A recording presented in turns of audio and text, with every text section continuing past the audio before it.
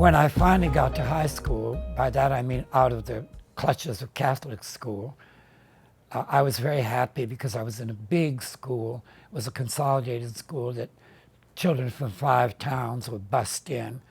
So it was like thrilling to me to see people that I had never seen before, and not to be out of my neighborhood and just out in the world.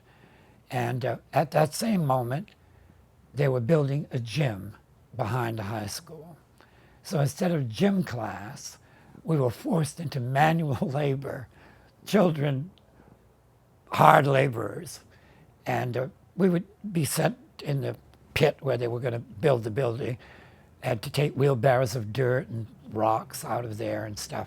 And you would usually be given a partner to work with every day. And one day I was with this boy who shall remain nameless, and we were carrying rocks from the bottom to the top of the foundation pit.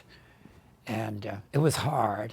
And as we were doing it, when we got to the top with one load, I said to the guy, "Boy, this is no fun." And he said, "No, it isn't." There was a long pause, and he said, "But I can show you something that's really fun." And I said, "What do you mean?" And he grabbed me and pushed my face into his crotch.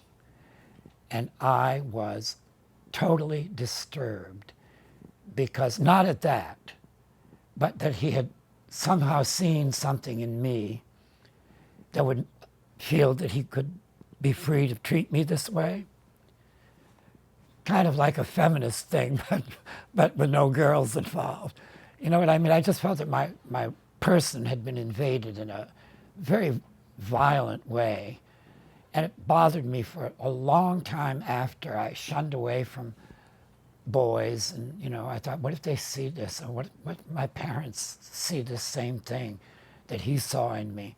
Many, many years later, decades later, I went to a concert in New York at Town Hall.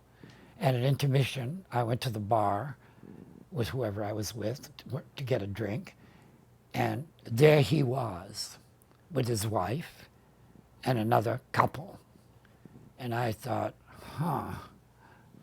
you'll pay for this. All these years later, that was still there, that little twinge of hurt. So I went over to him and said, "Hi," and said, "I'm Robert Richards." And he said, "Oh, yeah." I said, "We were together in high school in Sanford, Maine." And he said, yeah, I remember." I said, "Well, you should remember. You tried to get me to suck your dick." And I turned and walked away. And I never looked back to see what the reaction of the girls was. But I'm sure he got questioned, I hope he got questioned. I hope they were disturbed. Oh, it just occurred to me. What if they weren't a bit disturbed? Oh, that's heartbreaking. Anyway, life goes on, and revenge is sweet.